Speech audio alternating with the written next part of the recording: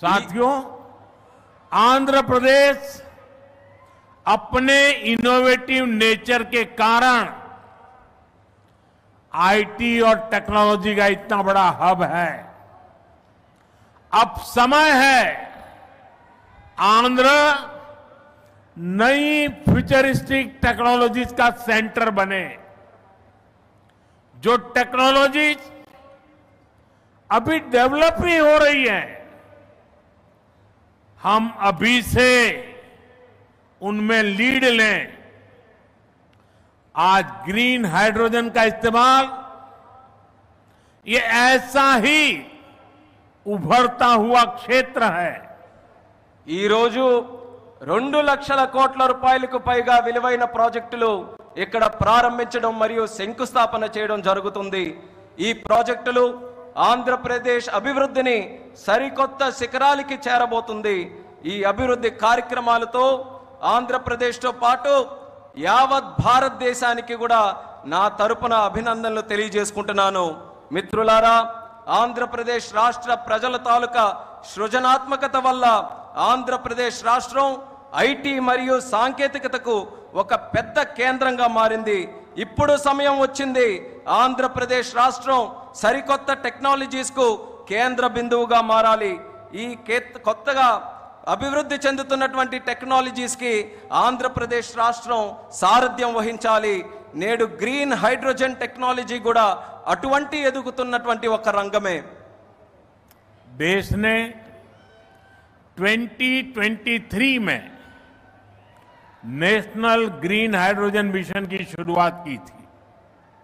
हमारा लक्ष्य है 2030 तक 5 million metric tons green hydrogen का प्रोडक्शन। इसके लिए शुरुआती चरण में 2 ग्रीन हाइड्रोजन हब स्थापित होंगे, जिनमें से एक हमारा विशाखापट्टनम है। దేశంలో 2023లో నేషనల్ గ్రీన్ హైడ్రోజన్ మిషన్ ను మనం ప్రారంభించడం జరిగింది। మా లక్ష్యం 2030 నాటికి 5 మిలియన్ మెట్రిక్ టన్నుల గ్రీన్ హైడ్రోజన్ ని మన దేశంలో ఉత్పత్తి చేయాలి। దీనికోసం ప్రారంభ దశలోనే 2 గ్రీన్ హైడ్రోజన్ ల్యాబ్స్ ని మనం ఏర్పాటు చేయబోతున్నాం। అందులో ఒకటి మన విశాఖపట్నం నగరం అని తెలియజేస్తున్నాను। भविष्य में विशाखापट्टनम दुनिया के उन गिने चुने शहरों में होगा जहां इतने बड़े स्केल पर ग्रीन हाइड्रोजन प्रोडक्शन की फैसिलिटी होगी।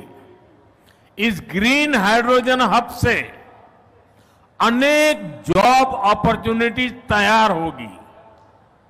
साथ ही आंध्र प्रदेश में मैन्युफैक्चरिंग इकोसिस्टम भी डेवलप होगा। साथियों, आज मुझे नक्कापल्ली में बल्क ड्रग पार्क प्रोजेक्ट का शिलान्यास करने का अवसर भी मिला है। आंध्र प्रदेश देश के उन 3 राज्यों में से एक है जहां इस तरह के पार्क की स्थापना की जा रही है। इस पार्क में मैन्युफैक्चरिंग और रिसर्च के लिए बेहतरीन इंफ्रास्ट्रक्चर तैयार किया जाएगा। इससे इन्वेस्टर्स का उत्साह बढ़ेगा और यहां की फार्मा कंपनियों को फायदा होगा। భవిష్యత్తులో పెద్ద ఎత్తున గ్రీన్ హైడ్రోజన్ ఉత్పత్తి చేసే నగరాలలో ఒకటిగా మన విశాఖపట్నం ఉండబోతుంది। ఈ గ్రీన్ హైడ్రోజన్ హబ్ ద్వారా అనేక ఉద్యోగ అవకాశాలు సృష్టించబడతాయి। దీంతో ఆంధ్రప్రదేశ్లో మ్యానుఫ్యాక్చరింగ్ వ్యవస్థ కూడా అభివృద్ధి చెందబోతుంది। మిత్రులారా, ఈ రోజు అనకాపల్లి పార్లమెంటులో ఉండే నక్కపల్లిలో బల్క్ డ్రగ్ పార్క్ కు కూడా శంకుస్థాపన చేసే అవకాశం నాకు కలిగింది। దేశంలో 3 రాష్ట్రాలలో ఈ తరహాలో పార్కులు ఏర్పాటు చేయబడుతున్నాయి। అందులో ఆంధ్రప్రదేశ్ ఉండడం నాకు చాలా ఆనందంగా ఉంది।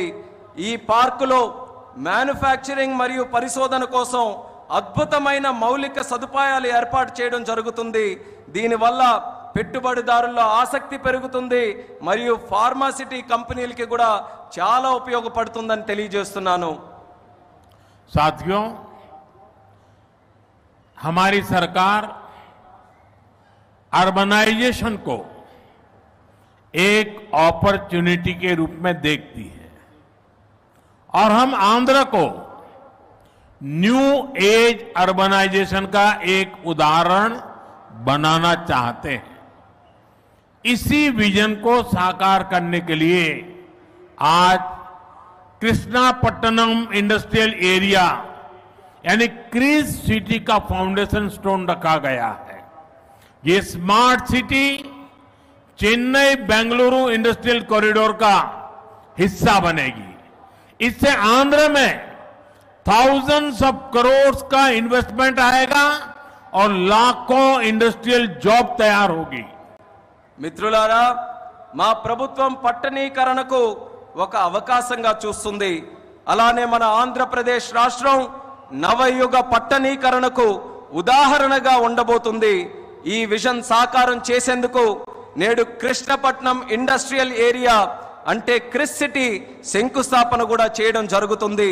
చెన్నై బెంగళూరు ఇండస్ట్రియల్ కారిడోర్ లో ఈ స్మార్ట్ సిటీ ఒక భాగం అవ్వబోతుంది.